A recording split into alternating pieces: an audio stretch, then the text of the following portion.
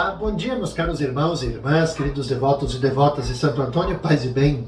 É uma alegria poder chegar até você, ao seu lar, levando as nossas mensagens, as nossas reflexões dos evangelhos diários que nos são propostos pela liturgia.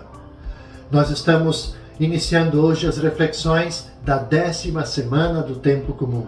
Lembrando que neste final de semana que passou, nós tivemos já a abertura dos festejos de Santo Antônio no nosso santuário e que eles continuam a partir do dia 12, a partir da quarta-feira. Então você é convidado a vir lá no santuário, participar das celebrações, participar também desse momento de confraternização, visitando então as variedades de barracas que temos à disposição.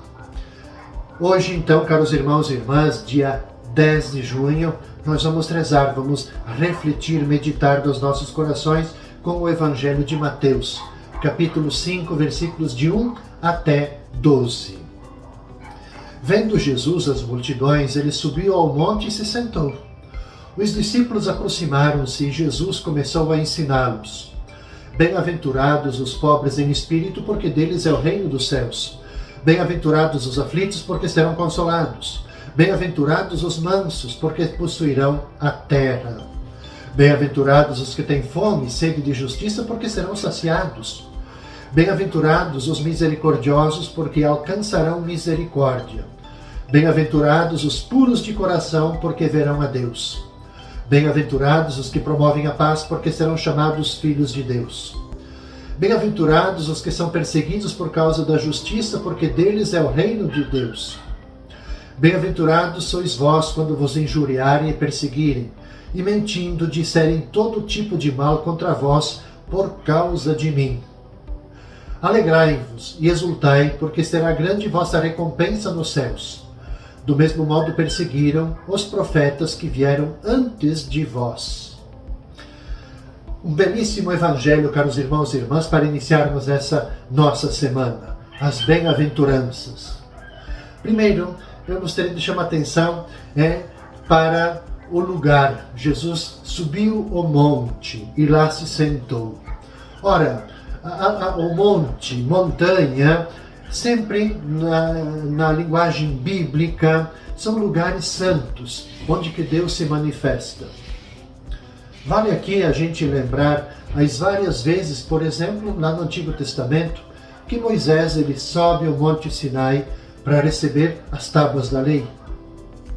Estar sentado, Jesus ele se sentou.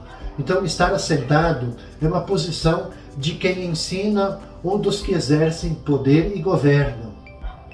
Com atitude solene, Jesus ele apresenta então ao mundo, para gerações presentes e futuras, enfim, para todas as gerações, as linhas mestras do seu reino, que se apoia na justiça.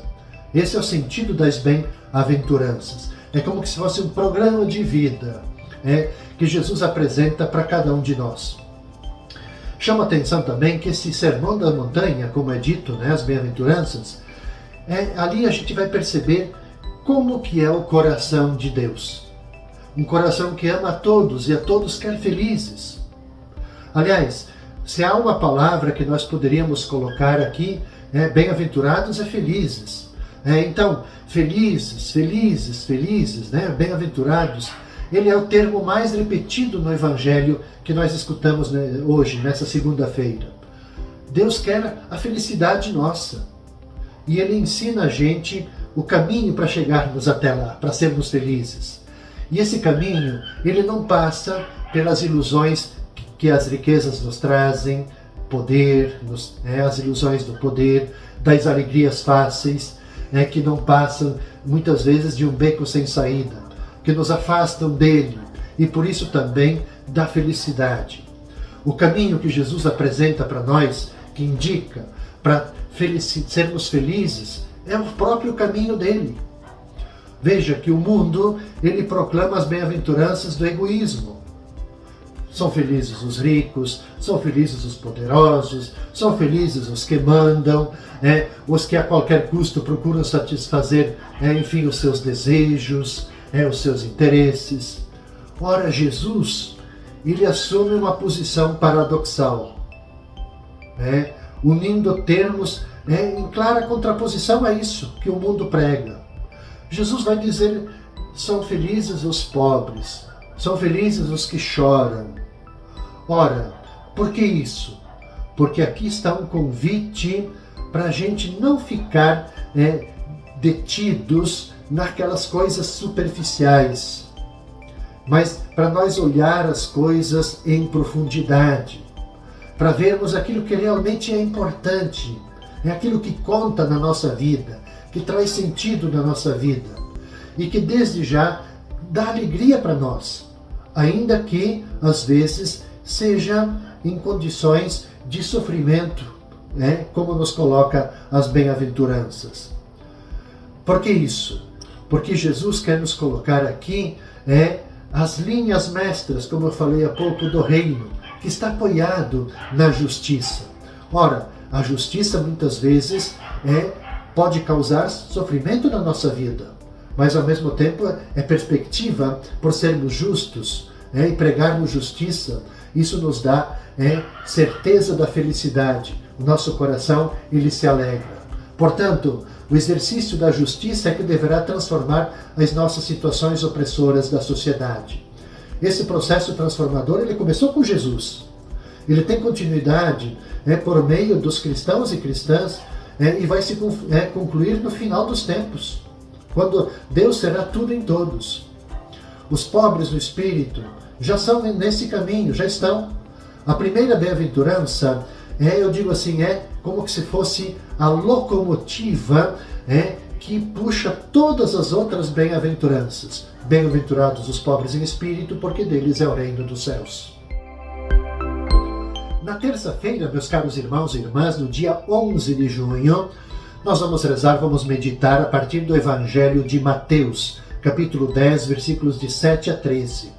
Quero lembrar que na terça-feira nós vamos celebrar na igreja o apóstolo São Barnabé. E o Evangelho proposto nos narra o seguinte: disse Jesus aos seus discípulos: em vosso caminho anunciai o reino dos céus está próximo. Curai os doentes, ressuscitai os mortos, purificai os leprosos, expulsai os demônios. De graça recebestes, de graça deveis dar. Não leveis ouro, nem prata, nem dinheiro nos vossos cintos, nem sacola para o caminho, nem duas túnicas, nem sandálias, nem bastão, porque o operário tem direito ao seu sustento. Em qualquer cidade ou povoado onde entrardes, informai-vos, para saber quem ali seja digno. Hospedai-vos com ele até vossa partida. Ao entrardes numa casa, saudai-a. Se a casa for digna, desça sobre ela a vossa paz. Se ela não for digna, volte para vós vossa paz. Veja, caros irmãos e irmãs, é outro belo evangelho. É difícil dizer qual é o melhor, qual é o mais belo, porque todas as passagens dos evangelhos são belíssimas. Traz para nós uma orientação de vida. Aqui, nesse trecho de Mateus, Jesus percorre cidades e aldeias anunciando o evangelho do reino e curando doentes. E ali ele verifica que as multidões elas estão como que desorientadas, abandonadas, não tem ninguém por elas. E então ele chama 12 dos seus discípulos para estarem com ele e partilharem sua missão. E Jesus então dá para eles poder sobre os espíritos imundos e para curar doentes, para curar, assim, aqueles que estão fragilizados. O discurso, eu gosto sempre de dizer que esse é um discurso missionário. Esse discurso missionário de Jesus revela para a gente a grandeza do seu coração. A pobreza de meios na pregação do Evangelho não é um limite. Por que Jesus está dizendo? Quando vocês vão, não leve nada, não leve ouro, não leve prata, não leve dinheiro, nada nos vossos cintos, mas peçam. Por que Jesus está colocando isso? Porque a simplicidade, o despojamento não é limite na evangelização, mas a abertura na confiança e na generosidade. A simplicidade, a pobreza, torna a gente livres, capazes de dar a todos por causa do reino de Deus. Gratuitamente, dar a todos aquilo que nós recebemos. Diz o Evangelho, recebestes de graça, dai de graça. Ora, na igreja, hoje, na terça-feira, nós vamos celebrar São Barnabé. Creio que São Barnabé, ele realizou por completo esta página do Evangelho na sua vida. Se vocês lerem, tomarem lá os Atos dos Apóstolos, lá fala de São Barnabé. E lá, o livro dos Atos dos Apóstolos, nos informam que ele, possuindo o campo, ele vendeu esse campo, entregando aos apóstolos o produto desta venda. Barnabé, ele fez aquilo que o jovem rico no Evangelho ele não teve coragem de fazer. Quando Jesus ficou como que um pouco desapontado com o jovem rico, ele diz assim, uma coisa só te falta, vai e vende teus bens e distribui esses bens aos pobres. E o jovem não teve coragem. Barnabé teve coragem de fazer isso. Então o verdadeiro discípulo de Cristo é o que vibra, primeiro, tem que vibrar com essa escolha de ser discípulo. Fala do reino com entusiasmo. Barnabé também fez isso. Ele não se deixa corromper pelas tentações da riqueza e do poder. Por isso também esse mandato de Jesus, não levem nada. Vão simples, despojados. A luz é a própria presença renovadora de Jesus que definiu a si mesmo. Eu sou a luz do mundo. Assim, todo cristão, toda cristã, empenhados no serviço generoso ao reino, são instrumentos de paz e fraternidade. Eles são promotores da boa convivência social, são exemplos de fé, de amor, de esperança para todos. É com esse mandato que Jesus dá, curar, ressuscitar, ou seja, restabelecer a vida, a dignidade, purificar, tirar tudo aquilo que oprime e fragiliza as pessoas para que elas, para que elas possam ser plenamente dignas e plenamente humanas. Eis a nossa missão.